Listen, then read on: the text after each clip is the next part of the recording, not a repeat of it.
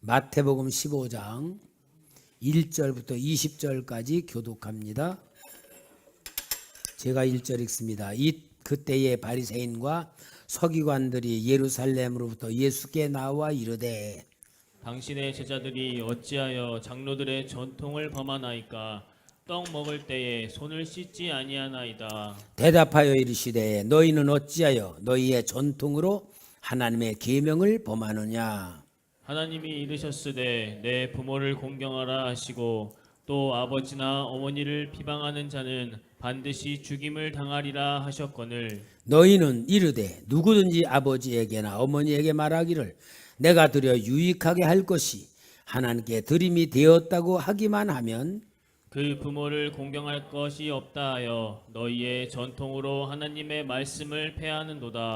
외식하는 자들아 이사야가 너희에 관하여 잘 예언하였도다. 일러스되 이 백성이 입술로는 나를 공경하되 마음은 내게서 멀도다. 사람의 계명으로 교훈을 삼아 가르치니 나를 헛되이 경배하는도다 하였느니라 하시고 무리를 불러 이르시되 듣고 깨달으라. 입으로 들어가는 것이 사람을 더럽게 하는 것이 아니라 입에서 나오는 그것이 사람을 더럽게 하는 것이니라. 이에 제자들이 나와 이르되 바리새인들이 이 말씀을 듣고 걸림이 된 줄 아시나이까?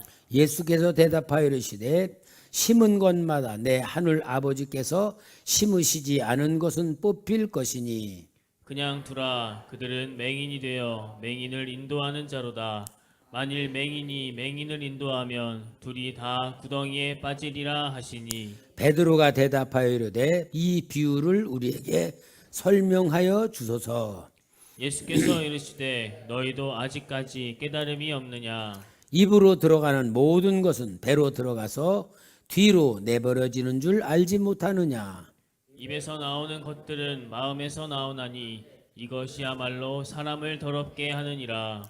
마음에서 나오는 것은 악한 생각과 살인과 간음과 음란과 도둑질과 거짓 증언과 비방이니 이런 것들이 사람을 더럽게 하는 것이요 씻지 않은 것은 손으로 먹는 것은 사람을 더럽게 하지 못하느니라. 아멘. 여러분 우리가 신앙생활을 하면서 정말 경계해야 될 것이 있습니다. 신앙생활을 습관으로 길들여진 습관으로 교회만 그냥 계속 왔다 갔다 하면서 깨달음도 없고 마음의 감동도 없고 그냥 가만히 있다가 왔다 갔다만 하는 신앙생활, 이거는 죽은 신앙생활이 됩니다. 여러분 사람은 이상하게요, 가만히 있으면은 퇴보가 되는 거야. 내가 나를 괴롭혀야 되고 내가 나를 자꾸 보대끼는 삶을 살아서 나를 성장시켜야 되고 나를 만들어 가지 않으면은 여러분 우리는 흘러가는 세월과 함께 육신은 늙어지고 무기력 무능력에 빠지면서 진짜 초라한 존재가 돼요. 여러분 나이 먹는다고 초라해지면 안 돼요. 나이를 먹어 비록 얼굴은 주름살이 생기고 힘은 없어져도요, 생각과 마음은 지혜자로 살아야 될 줄 믿습니다. 그거 없으면 진짜 예수 안 믿는 사람과 다를 바가 없는 삶을 살아요. 오늘 우리 예수님께서 놀라운 역사를 일으키니까 저 예루살렘에서 게네사렛까지 바리새인들이 왔어요. 왜? 예수님의 소문을 찾아 듣고 온 거예요. 왔는데 예수님이 잘한다, 멋있다, 그래서 배우려고 온 게 아니고 예수님이 하는 것에 대해서 따지려고 온 거예요. 그러니까 이들이 저 예루살렘에서 게네사렛까지 올 때에 예수님에 대한 소문을 듣고 예수님이 행하는 모든 걸 듣고 존경하고 배우고 깨달으려고 온 게 아니고 따지려고 왔다면은 그들 생각엔 누가 옳다? 예수님이 옳다? 자기들이 옳다? 자기들이 옳다는 거예요. 요것이 뭐냐면은 심각한 하나님의 나라를 세우는 예수님의 사역에 방해가 되는 거예요. 그리고 이걸 가로막는 일이 되는데, 요게 무서운 이 신앙생활 속에 나타난 적들인데, 그걸 뭐라 그러느냐? 도그마의 장벽이라 그래요. 도그마의 장벽. 도그마는 뭘 말하느냐 하면은 종교에 있어서는 절대적인 교리, 전통적인 신학, 전통적인 모든 학문을 갖고 있는 전통에 대한 교리와 신학을 도그마라 그래요. 자, 그러면 우리 성경 역사를 보면은 솔로몬이 성전을 지어서 얼마나 이 성전을 통하여서 하나님을 만나고 제사를 드리고 축복을 받아요. 여호사밧 시대에는 모압 족속, 암몬 족속, 마온 족속 세 나라가 연합이 되어 가지고 여호사밧이 다른 유대 나라를 쳐들어왔을 때에 이건 도저히 이길 수가 없어. 김 장로님이 나를 안 보는 것 같다. 응? 딴 데 쳐다보는 것 같아. 여러분, 나라는 진짜 박살나게 생겼어요. 군사력으로 볼 때는 10분의 1도 안 되고, 세 나라가니까, 세 나라가 다 쳐들어왔으니까.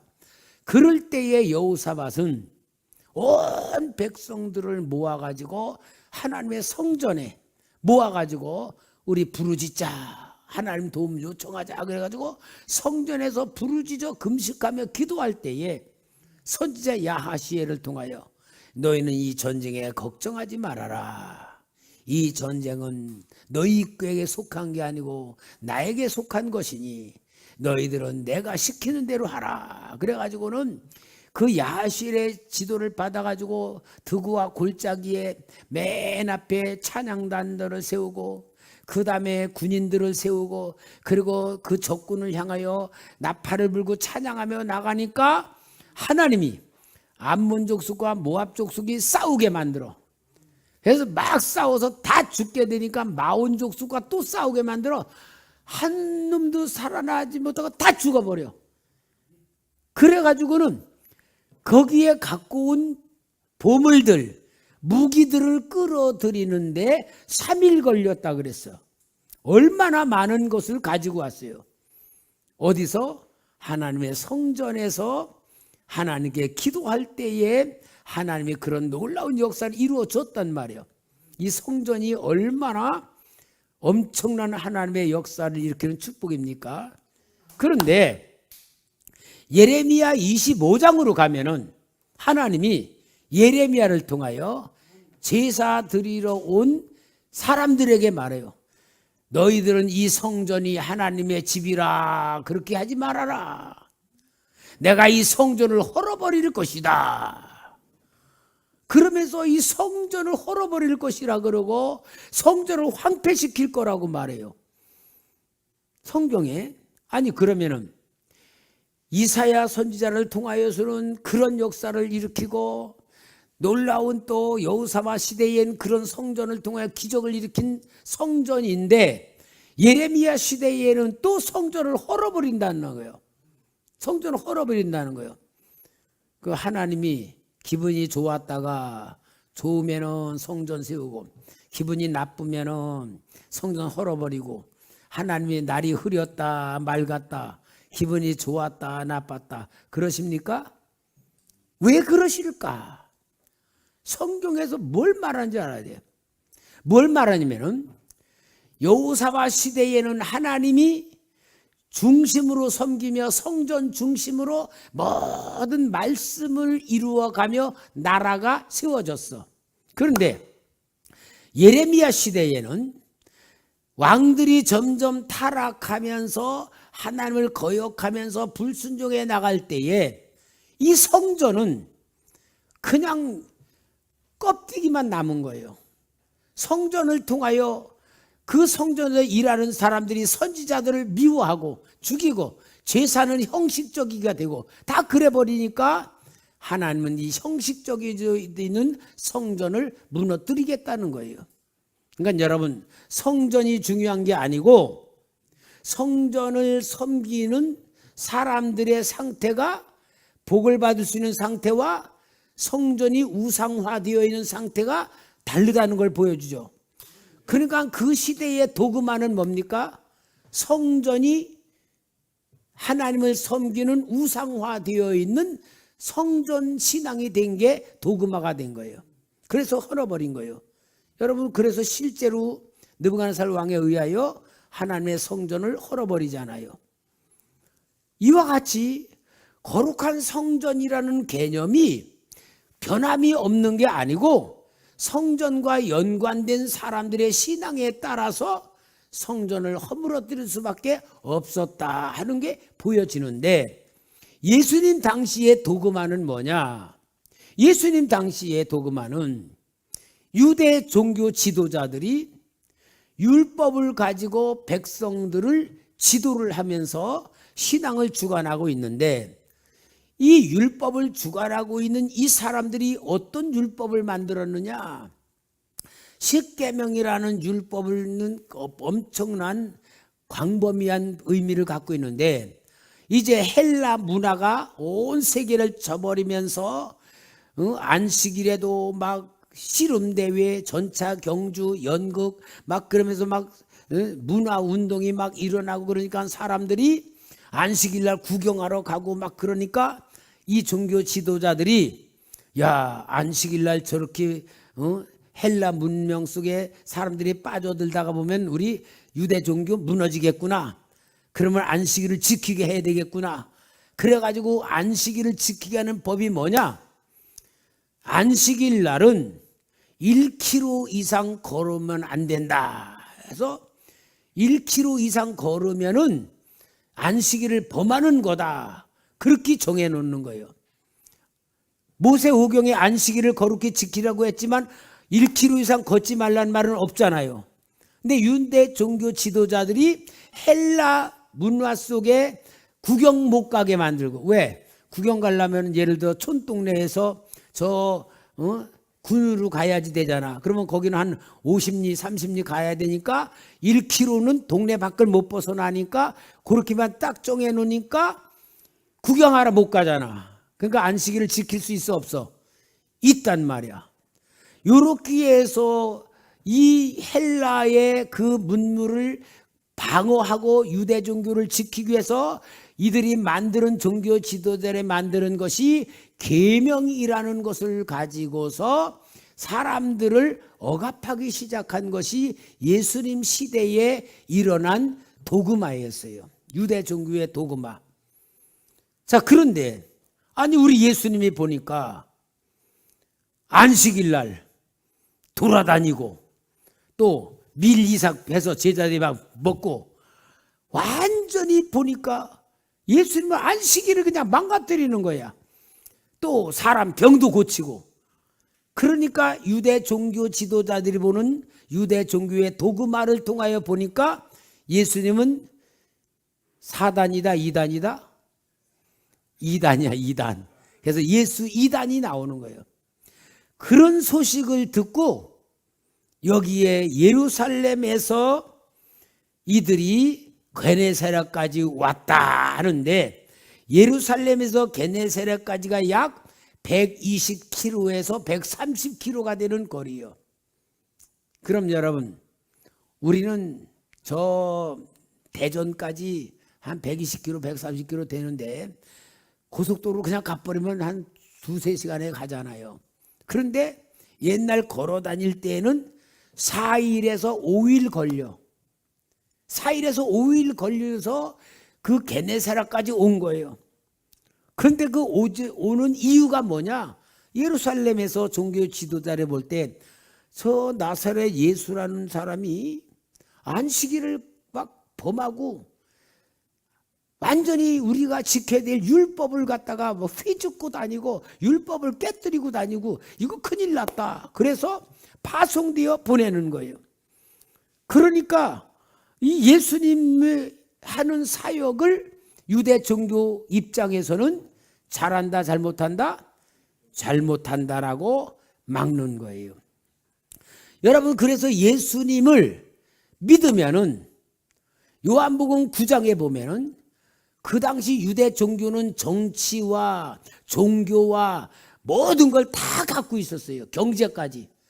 근데 예수를 영접하고 믿게 되면은 그 유대 교회에서 추례를 시켜. 처방을 시켜요. 처방. 그러면 어떻게 돼요?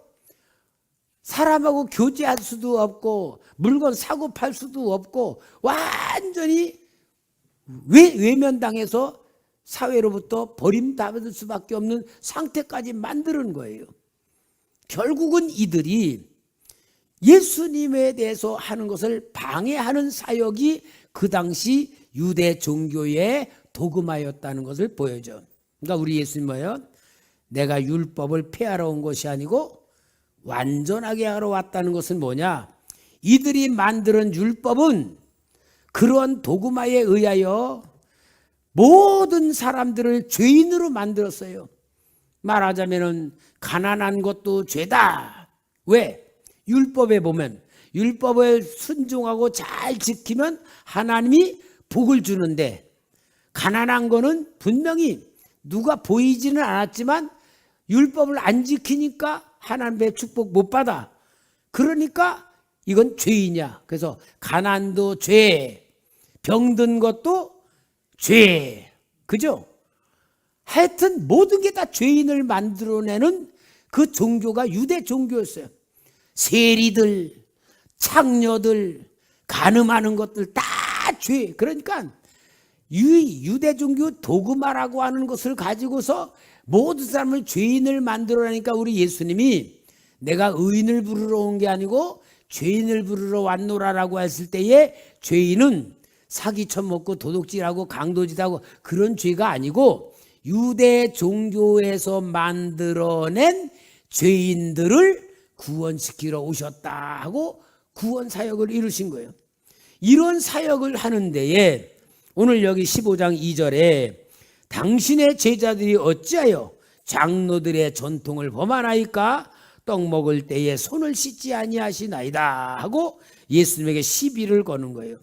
여기에 장로들의 전통은 뭐냐면은 모세의 율법으로 내려온 구절을 가지고 더 철저히 헬라화되어 가는 유대 종교를 막기 위해서 지키기로 만든 것이 장로들의 전통인데, 그것이 탈무드에나 미슈나의 기초가 되는 말씀들이었어요. 그러면 여기에 장로들의 전통이 뭐냐? 정결 예식이 있었어요. 정결 예식은 뭐냐? 음식을 먹기 전에는 꼭 가서 손을 씻어야 돼. 여러분, 밖에 나갔다 오면 손을 씻어야 돼. 발도 씻어야 돼. 좋은 거예요, 나쁜 거예요? 좋은 거예요. 근데 이거는 위생적인 차원에서 해야 될 문제지, 종교적으로 딱 찍어놓으면, 종교적인 의식으로 딱 찍어놓으면 안 하면 뭐가 되는 거예요? 죄가 되는 거예요. 그러니까 죄를 만들어.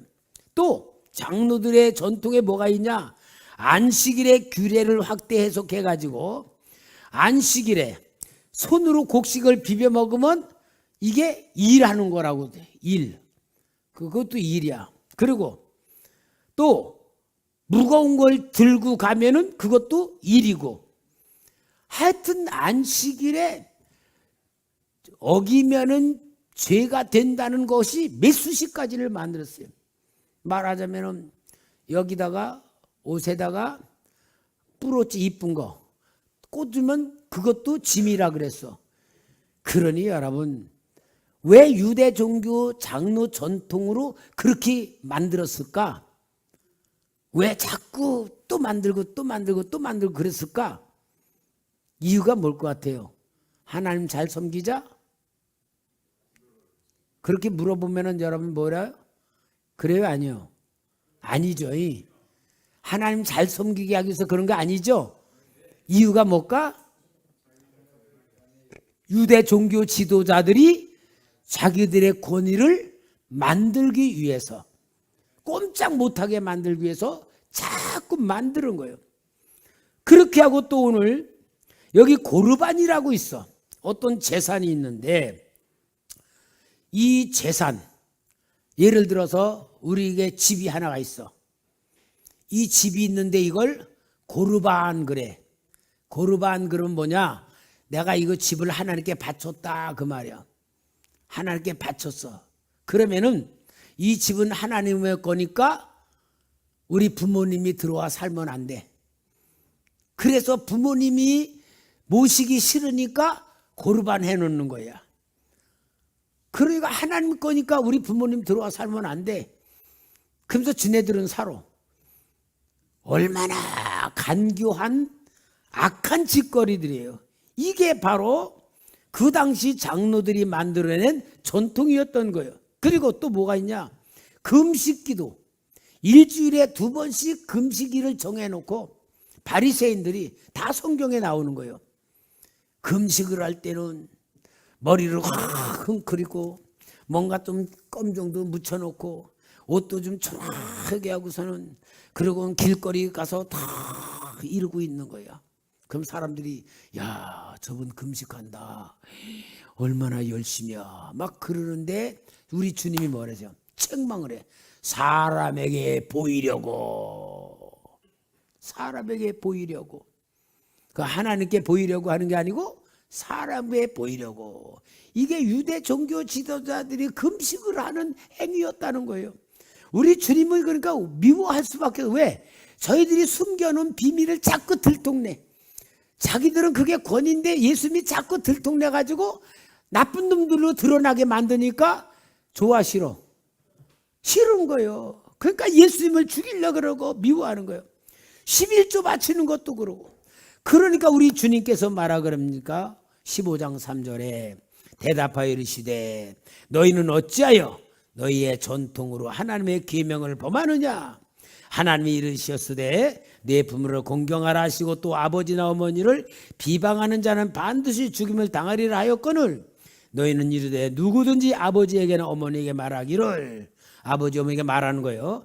내가 드려 유익하게 할 것이 하나님께 드림이 되었다. 그 뭐냐? 고르반입니다. 그러고 말하면은 뭐가 되냐? 6절에 그 부모를 공경할 것이 없다 하여 너희의 전통으로 하나님의 말씀을 완전히 피하는, 그렇게 하는 것을 이야기하는 거예요.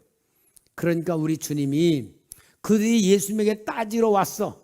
120km, 130km 되는 데서 4, 5일 걸어서 따져와서 예수님에게 따질 때에 우리 주님이 그들의 말을 듣고 아이고 내가 잘못했네요 그러는 게 아니고 그들의 거짓된 것을 다 드러내시는 거예요. 요걸 보고 뭐냐? 유대 종교 도그마와 주님의 복음 사역과의 충돌이 일어나는 사건이에요. 그럼 여러분, 예수님 당시에도 그런 전통과 새로운 복음과 생명 역사가 충돌이 일어나듯이 계속 이 시대에까지도 충돌이 일어나요. 예를 들어서 이제 로마 천주교가 콘스탄틴 대제에 의하여 로마가 우리 기독교가 국교가 되잖아요. 국교가 되어가지고 교황이 나중에는 왕까지 임명을 해. 그리고 모든 나라의 농토가 교회 거가 돼. 그리고 모든 사람들은 그 교회 땅에서 농사 일을 짓는 농노가 되어버려. 그러니까 완전히 교회가 온 세상을 다스리는 거예요. 영적인 다스림이 아니고 권력으로 물질로다가 제도권으로 다스리는 거예요. 그러니까 천주교로 완전히 온 세계가 노예가 되어버리고 농사 짓는 사람들은 농노가 되어가지고 죽을 고생을 하며 살고 있을 때에 이 마호메트가 말이요 이슬람 종교를 일으켜가지고 모든 사람에게 뭐라 그랬냐? 우리 이슬람 종교는 다 농토를 자기에게 준다. 각자 농사 짓는 사람에게 준다. 그리고 공포를 했어. 그러니까 종교 전쟁하지 않고 천주교가 다스리던 모든 온 세상이 뭐로 바뀌어요? 이슬람 종교로 바뀐 거예요. 그러니까 이슬람 종교가 그렇게 갑자기 어마어마한 세상에 모든 걸 다스리게 된 거예요. 그럼 이슬람이 나쁜 거예요? 천주교가 나쁜 거예요? 천주교가 결국은 민심으로부터 버림을 받은 것이 그 당시 천주교의 도그마가 온 세상을 뒤엎어버리는 역사를 만들어온 것이 예수님 후에도 일어난 역사란 말이야. 그런데다가 종교개혁을 일으키려고 뭔가 성경에서 이게 종교가 잘못됐다고 말하는 사람마다 다 이단으로 만들어가지고 순교를 시킨 것이 이 종교개혁사에 나오는 순교자들이에요. 그게 뭡니까? 권력을 쥔 천주교의 도그마가 새로운 하나님의 말씀으로 돌이킬 수 있는 운동을 일으키는 사람들을 순교시켰던 것이 우리 한 세계 기독교 2000년 사이에 나타난 진짜 비극적인 순교의 역사입니다. 그래가지고 이제 우리 마틴 루터에 의하여 종교개혁이 일어나죠. 제도개혁은 마틴 루터에 의하여 일어나고요. 그 다음에 내용의 개혁은 칼빈에 의하여 개혁이 말하면 정립이 되는 것이 우리 장로교의 종교개혁의 칼빈에 의하여서 이루어진 게 칼빈주의예요. 칼빈주의는 뭐냐? 성경의 절대적인 권위를 인정한다. 모든 사람들은 다 죄인이다. 하나님의 은혜는 무조건 두고 임하는 거다. 그리고 하나님은 구원시키는 우리의 과정이 있다. 그리고 끝까지 하나님은 우리를 구원시키는 이 견인을 한다. 또 구원받은 성도는 하나님이 점점 신앙을 성장시켜 나간다. 이런 것들을 정확하게 세워서 칼빈에 의하여 우리 장로교가 딱 세워지는 그러한 축복의 역사를 이뤘어요. 그런데 장로교가 세워지고 나서 말씀 중심 거룩 경건 그런 도그마가 딱 세워지면서 뭐가 있냐? 말씀 중심은 있는데 성령의 역사가 일어나지를 않는 거예요. 왜? 그냥 말씀 그대로만 사는 거로만 만들어졌지 뭔가 영적인 역사가 일어나지 않아. 그러니까 웨슬레를 통하여서 성령의 역사를 일으켜놔서 감리교가 생기게 만들고 감리교의 성령의 역사를 일으키게 만들어요. 그러니까 우리 기독교사를 이렇게 쭉 보면은 시대가 뭔가 신앙이 굳어지고 습관화되고 뭔가 이렇게 도그마로 묶여질 때에는 하나님이 다른 사람을 통해서 새로운 영적 운동을 일으켜요. 우리나라도 전에 제자 훈련으로 막 이다다가 그 다음에 오순절 교단이 성령 운동을 막 일으키다가 성령 운동으로 충만하니까 이제는 지금 뭐냐 하면은요. 지금은요. 오순절 교단이나 장로 교단이나 교단의 특색이 다 없어졌어. 제가 박사학위 받으러 오순절 교단에 가서 볼 때 오순절 교단도 기도 안 하더라고요. 그리고 말씀 그래. 그러니까 다 똑같아지는 거야. 이럴 때 제일 좋은 때입니다. 제일 좋은 때는 말씀과 성령과 능력이 나타날 가장 좋은 시대야. 이때가. 누구네 교회일까? 그렇지.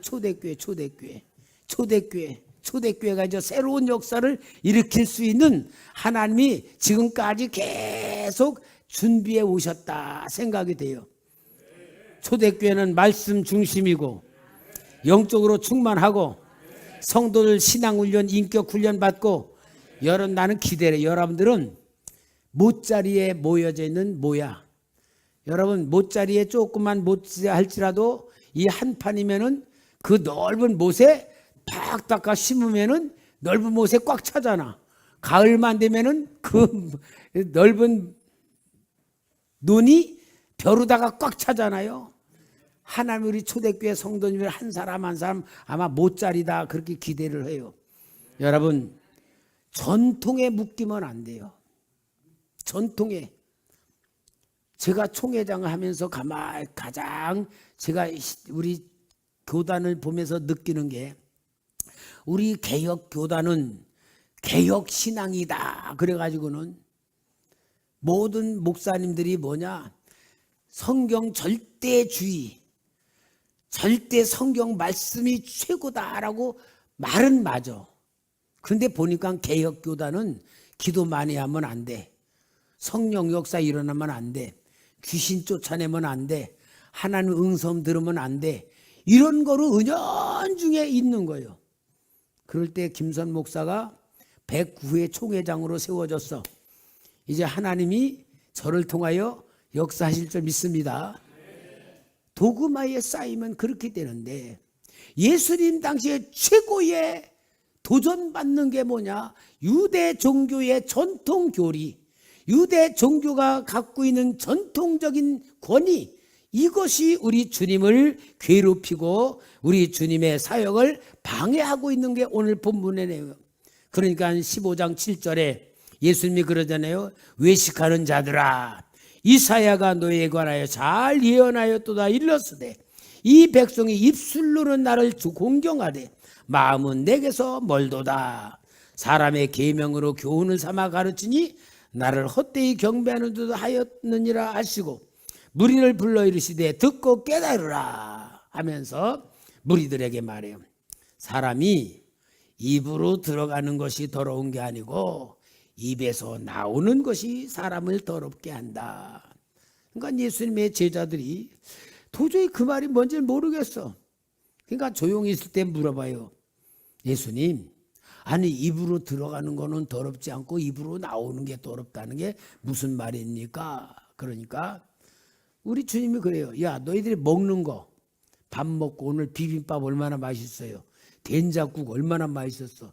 참 나는 우리 점심 때마다 우리 권사님들이 온갖 정성을 다해서 어제부터 준비하셨잖아요. 가진 정성을 가지고 준비를 하셔서 우리 성도님들 예배 은혜스럽게 다 드리고 나면 와서 점심을 잡수실 때에 이것은 뭐요? 사랑이란 말이야. 섬김이란 말이야. 그러면 그걸 먹는 분들이 우리 권사님들의 섬김과 사랑을 먹는 거예요.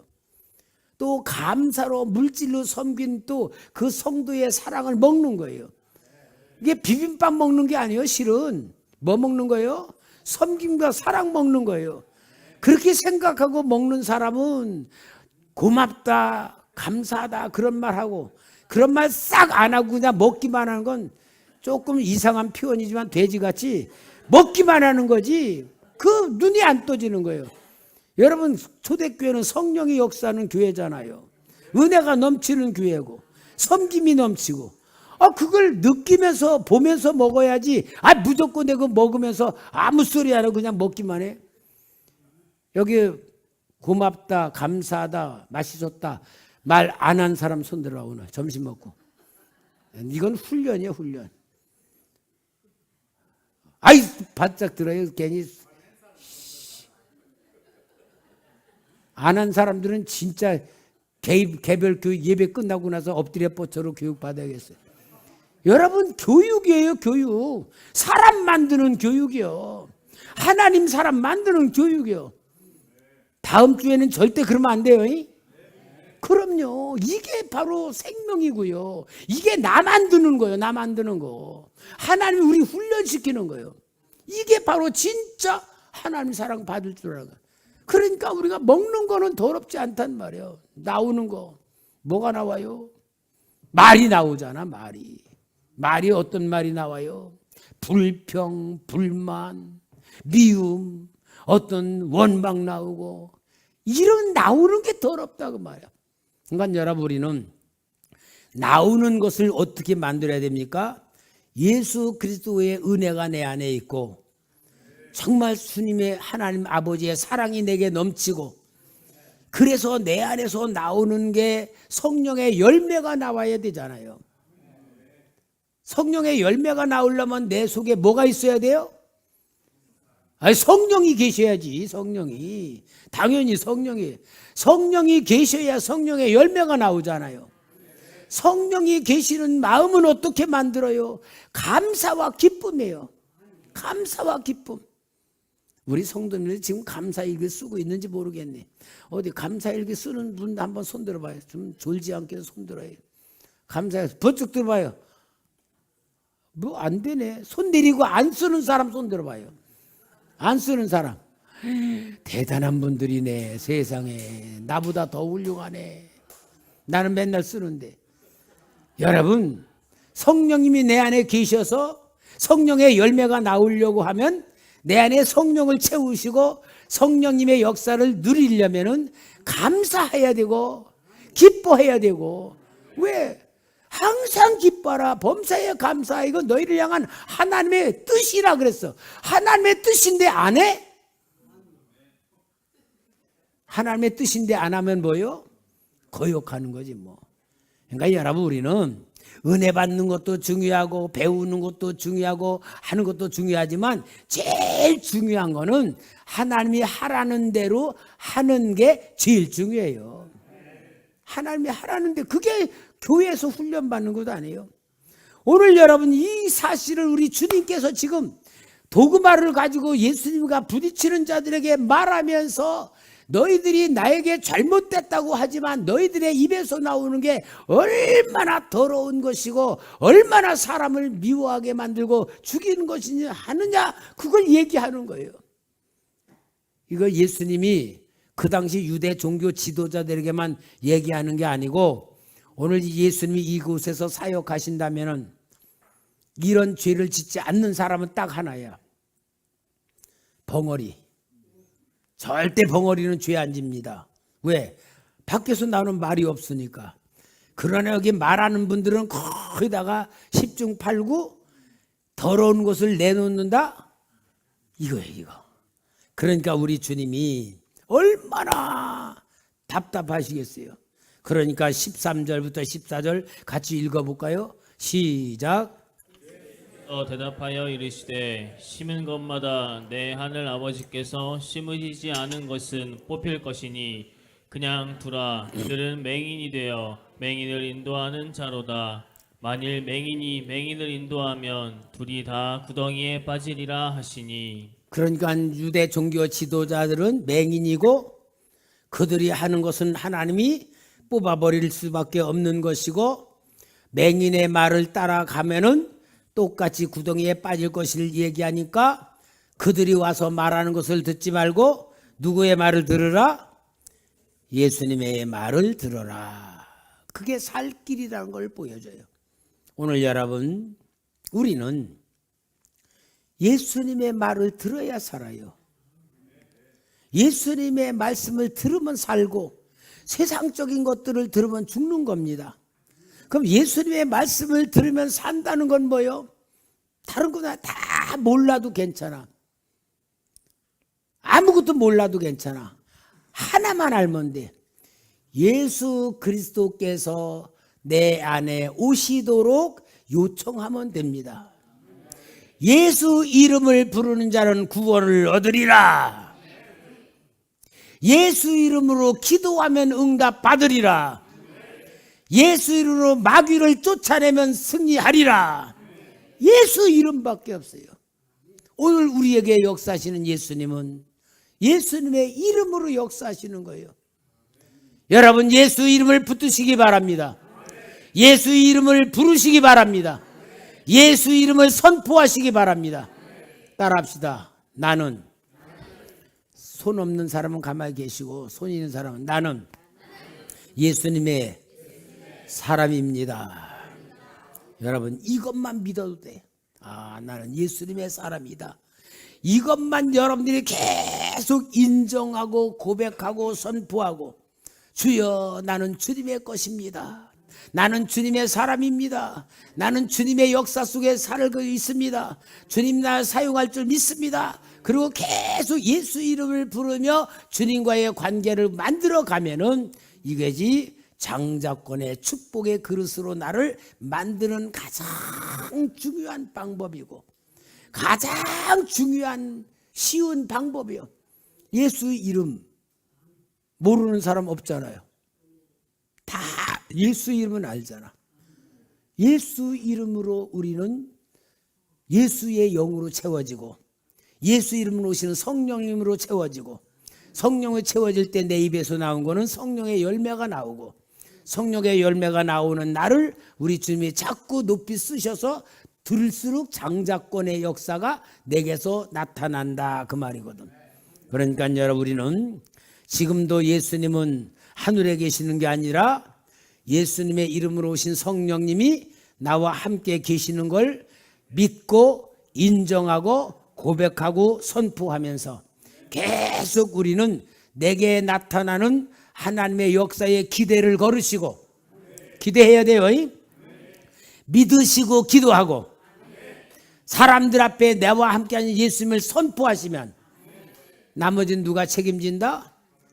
하나님이 책임져. 그래서 여러분, 내 인생을 하나님이 책임지는 인생으로 만드는 게 축복입니다. 그렇잖아요. 내 인생을 하나님이 책임지게 만들면은 창피당하면 누가 창피당할 거야? 하나님이 창피당할 건데, 하나님이 창피당하시게 할까 안 할까? 나는 성경을 읽으면서요, 진짜 은혜가 되는 게, 하나님은 자존심이 엄청 세신 분이야. 우리 하나님 아버지는 자존심이요 최고로 세요. 그 하나님의 자존심이 어떤 거예요? 사드락 메삭 아벳느고가 풀무불 속에 느부갓네살을 집어넣는다고 할 때 뭐라 그래요? 왕이시여, 우리는 왕이 만든 우상에게 절할 수 없습니다. 우리가 들어가면은 하나님이 풀무불 속에서도 건져 주자. 그리 아니하실지라도 우리는 절하지 않겠습니다. 그러니까 느부갓네살 왕의 자존심이 얼마나 상하겠어. 왕 앞에서 저희들이 왕의 명령을 거부를 하니까. 그러니까 뭐래요? 여봐라, 저 풀무불을 7배나 뜨겁게 하라. 더 넣고 막 화로 돌려가지고 막 확 막 7배 뜨거워가는데 그 집어넣어라. 집어넣는데 얼마나 뜨거운지 집어넣는 군인들이 다 죽었어. 그런데 딱 들어갔는데 보니까 풀무불 속에서 걸어 다니는데 보니까 3사람 집어넣는데 한 사람이 더 있어. 근데 왕이 뭐냐냐? 신들의 아들 같도다. 누굴까? 예수님이죠. 구약시대에 나타난 예수님. 그럼 여러분, 우리는 사드락 메삭 아벳느고가 풀무불 속에서 죽지 않은 것이 그들의 믿음이다라고 말하지만 틀린 건 아니야. 맞지만 진짜 살린 건 하나님의 자존심 때문에 살리는 거예요. 만약에 그들이 불에 타 죽었다면 뭐요? 그들이 믿는 하나님은 없는 건데 되는데, 그들이 분명히 하나님이 살리실 겁니다라고 확신했기 때문에 하나님의 자존심 때문에라도 그들을 살릴 수밖에 없었어요. 그게 하나님의 자존심이야. 그럼 여러분, 우리 성도님들, 여러분들은 하나님의 자존심입니다. 왜? 하나님 자녀니까. 이게 진짜 신앙이에요. 내가 하나님 자녀라면 하나님이 나에게 자존심을 심어 놓은 거야. 내가 하나님 앞에 맡기면 하나님은 책임질 수밖에 없는 거야. 하나님이 책임지는 것이 우리 삶의 현장에서는 기적이 일어나는 거예요. 그러니까 기적이 일어나길 바라는 게 아니고 하나님 아버지를 믿는 믿음이 기적을 만드는 거예요. 이게 바로 장자권의 축복들을 만드는 거란 말이에요. 사랑하는 성도 여러분, 우리 주님은 지금도 살아 계십니다. 성령으로 우리 안에 오셨습니다. 나와 함께 계십니다. 사람들이 나를 하나님의 믿는 사람으로 봅니다. 제일 중요한 건 뭐냐? 내가 하나님 자녀라는 자존심 가지고 얼마나 내 삶의 현장에서 타협할 거 타협하지 않고 믿음으로 지켜나가고 거룩함으로 지켜나가고 유혹에 빠지지 않고 죄 짓지 않고 거룩하게 사느냐가 우리의 숙제입니다. 정말 여러분, 우리는 이 놀라운 주님의 기대에 어긋나지 않도록 승리하시기를 주의 이름으로 부탁합니다.